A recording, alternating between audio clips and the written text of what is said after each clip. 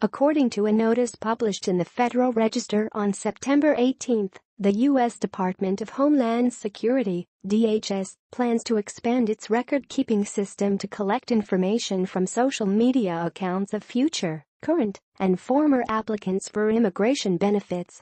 The proposal references an earlier notice published in the Federal Register on November 21, 2013, which updated a DHS-wide system of keeping records on applicants for immigration benefits, including visas, lawful permanent residency, asylum, and naturalization. In this recent notice, initially reported on by BuzzFeed News, DHS moves to expand the categories of records to include social media handles, aliases, associated identifiable information, and search results. The notice continues further to propose expanding sources for these records to include publicly available information from the Internet, commercial data providers, and information obtained and disclosed pursuant to information sharing agreements. The department's report signals increased scrutiny applied to particular groups of immigrants in the name of national security, and the report's vaguely worded mentions of information sharing agreements, as well as federal commitments to working with commercial data providers, have raised considerable concern over issues of free speech and privacy.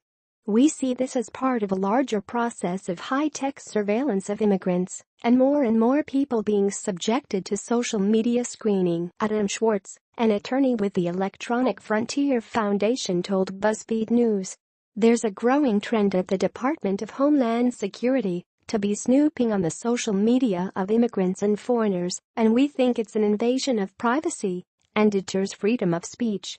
Faye Shacker, a Clue National political director, also weighed in on the issue of applying stricter scrutiny to immigrants and naturalized citizens in this report. He wrote, "This Privacy Act notice makes clear that the government intends to retain the social media information of people who have immigrated to this country, singling out a huge group of people to maintain files on what they say. This would undoubtedly have a chilling effect on the free speech that's expressed every day on social media. This collected-all approach is ineffective to protect national security and is one more example of the Trump administration's anti-immigrant agenda."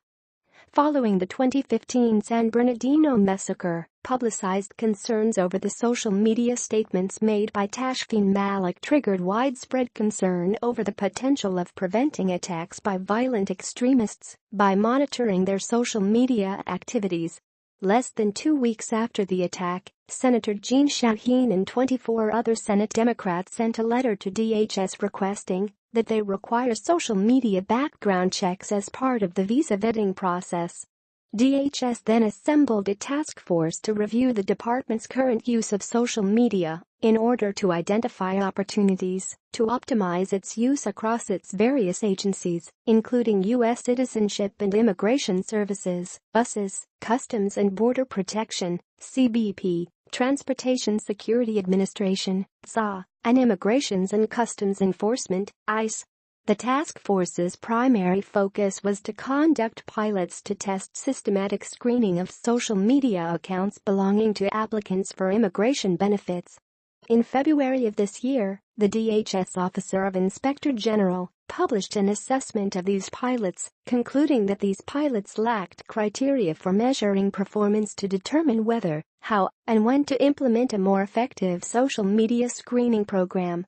Despite lack of evidence that it works, or even a set of criteria to determine this method's efficiency, the use of social media screening in adjudication of visa, immigration, and citizenship cases has, in fact, been in practice in immigration courts for years, according to immigration policy analyst Alex Norristed.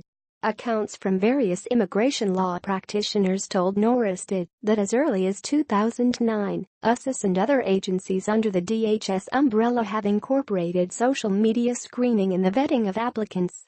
Nonetheless, the announcement to institutionalize an ostensibly informal practice should be alarming to any immigrant, naturalized citizen, and, by extension, U.S. citizens who communicates with them. This practice, according to Faiza Patel, co-director of the Brennan Center's Liberty and National Security Program, could constitute ideological vetting. The question is, do we really want the government monitoring political views? Patel said. Social media may not be able to predict violence, but it can certainly tell you a lot about a person's political and religious views. Perhaps this news, then, even more so alarms immigrant populations already under stricter scrutiny by the FBI and various DHS agencies, particularly Muslims and applicants from Muslim-majority countries. It wasn't until December 2016 that DHS dismantled the discriminatory regulations that kept intact the Bush-era Muslim registry known as the National Security Entry-Exit Registration System, NSERS. However, since early 2008, USCIS has enacted an exclusionary policy of extreme vetting titled the Controlled Application Review and Resolution Program, CARRP. Attorneys and civil society organizations like the AFCLU have charged USCIS with applying an extraordinarily higher degree of scrutiny to Muslim applicants for immigration benefits through CARRP, which has resulted in a high number of cases experiencing inordinate delays and adverse decisions in the adjudication of citizenship applications from Muslims. Apparently, this recent DHS notice seems to be the latest in the trend to expand social media surveillance of immigrants, and particularly Muslim immigrants, refugees, and naturalized citizens. Just last May, the Trump administration introduced a 3-page questionnaire for certain visa applicants that requires 15 years' worth of details on their travels, social media handles, and email addresses.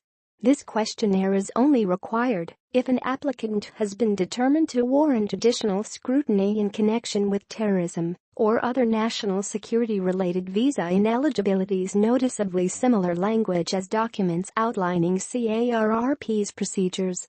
More recently, Republican Senator and Chairman of Senate Judiciary Subcommittee on Border Security and Immigration John Cornyn has contributed to this trend. His immigration bill, unveiled August 2, includes a slew of proposals to increase the amount of ICE, CBP, and Border Patrol agents, fund portions of the wall along the U.S.-Mexico border, withhold funding from sanctuary cities, deploy drones near the U.S. border, and collect immigrants' DNA. Among other proposals, this bill would also allow the DHS to screen the social media accounts of visa applicants from particular countries deemed to pose a high risk to national security, a list that would closely resemble the list used by Trump's 3 consecutive Muslim bans. The use of social media in immigration enforcement has been so widely known by legal practitioners that the National Lawyers Guild's National Immigration Project designed a community advisory to applicants for immigration benefits specifically addressing the risks associated with social media. The advisory includes ways in which federal agents may use immigrants' social media accounts and ways to reduce this risk. Visit their site for more relevant resources.